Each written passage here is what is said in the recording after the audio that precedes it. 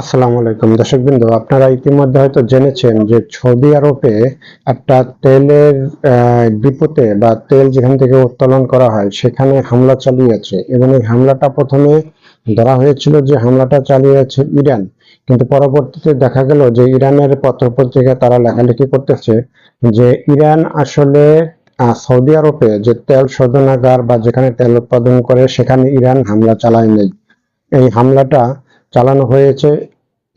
চালানো হয়েছে middle east থেকেই, কিন্তু মিডল ইস্ট থেকে কারা এই হামলাটা চালাইছে এটা আপনারা খুব ইজি ভাবেই হয়তো বুঝতে পারছেন যে আমি কার কথা বলবো। প্যালেস্টাইনিরা আসলে যাদের সাথে যুদ্ধ করেছিল তারা এই হামলাটা সৌদি আরবের উপরে এই হামলাটা তারা চালিয়েছে এবং এই হামলাটা তারা চালাইয়া তারা ইরানের উপরে এটার দায়ভার তারা চাপাচ্ছে যে ইরান সৌদি আরবে হামলা চালিয়েছে। ইরান হয়তো সৌদি আরবে বা মিডল ইস্টে অনেক দেশে হামলা চালাইছে, এটা শিওর। তবে তারা যে মার্কিন যে ঘাঁটিগুলি আছে বা যেখানে মার্কিন সেনাবাহিনী থাকে সেই ঘাঁটিগুলোকে লক্ষ্য করে তারা হামলাটা চালাইছে। আসলে ইরান যে সরাসরি যেখানে তেল উৎপাদন করে বা তেল যেখানে রাখা হয় সেখানে যে ইরান হামলা চালাইছে, ইরান আসলে এত ব্যাককইলে হামলা বা এত ব্যাককলের মতো কাজ ইরান কখনো করবে না। কারণ ইরানের যারা সামরিক বাহিনীতে চাকরি করে তারা আসলে অনেক মেধাবী এ ধরনের কাজ আসলে ইরান করে নাই। ইরানের সামরিক সূত্রটি তাসনিম নিউজকে দেওয়া একান্ত সাক্ষাৎকারে এই হামলাকে ইসরায়েলের একটি ফলস ফ্ল্যাগ অপারেশন বলে অভিহিত করেছেন।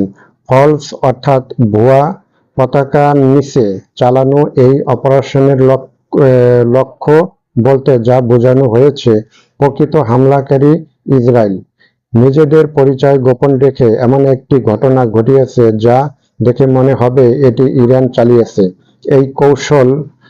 এই কৌশলের মাধ্যমে তারা আঞ্চলিক দেশগুলির দৃষ্টি আকর্ষণ ও বিভ্রান্তি করতে চায়। তাহলে এখানে যেটা বোঝা গেল যে সৌদি আরবের ভিতরে এবং ইরানের ভিতরে তারা একটা দ্বন্দ্ব লাগাই দিতে চাচ্ছে এবং মিডল ইস্টের ভিতরে আসলে যে দেশটির কথা আমি বললাম তারা আসলে মিডল ইস্টের ভিতরে কতটা ভালো দেশ এটা অবশ্য মিডল ইস্টের সরকার বা জনগণ সবাই সেটা জানে।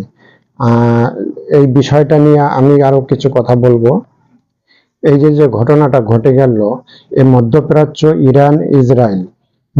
ইসরায়েলের মধ্যে চলমান ছায়াযুদ্ধ যেন নতুন এক ধাপ মাত্রা পেল এবং এটা স্পষ্ট যে এই যে গোপন যে ভুয়া পরিচয় বা অভিযানের মাধ্যমে দুই দেশের শক্তির মধ্যে দ্বন্দ্ব উত্তাল করে রাখা বা উত্তাল করে দেওয়া, এই বিষয়টা আসলে এই যে একটা প্রবণতা বা এই যে একটা স্পষ্ট যে এই যে একটা অভিযোগ এবং পরবর্তী ঘটনা প্রবাহ অঞ্চলটির যে জ্বালানি নিরাপত্তা ও রাজনৈতিক যে স্থিতিশীলতা এর উপরে আসলে এদের যে একটা মানে খারাপ যে একটা প্রভাব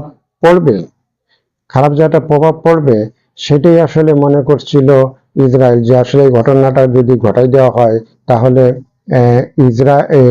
ইরান এবং এই সৌদি আরবের ভিতরে একটা ঘটনা ঘটবে বা খারাপ কিছু একটা ঘটবে। কিন্তু পরবর্তীতে আসলে এটা নিয়ে আপনি যে এই ধরনের যুদ্ধে যদি কেউ হামলা চালায় আসলে এটা কিন্তু গোপন রাখার কিছু নেই। কারণ যে বড় বড় শক্তিশালী রাডার এখানে ব্যবহার করা হয়, যে একটা ক্ষেপণাস্ত্র একটা মিসাইল কোন দিক থেকে আসে সেটাকে ধরার জন্য কিন্তু এই রাডারগুলি অন্তত পক্ষে এই মুহূর্তে এই যে যুদ্ধের যে একটা মুহূর্ত এই মুহূর্তে কিন্তু এই রাডারগুলি সচল রাখা হয়, যাতে কোন দিক থেকে মিসাইলগুলি আসে সেই জিনিসগুলি দেখার জন্য বোঝার জন্য রাডারগুলি সচল রাখা হয়।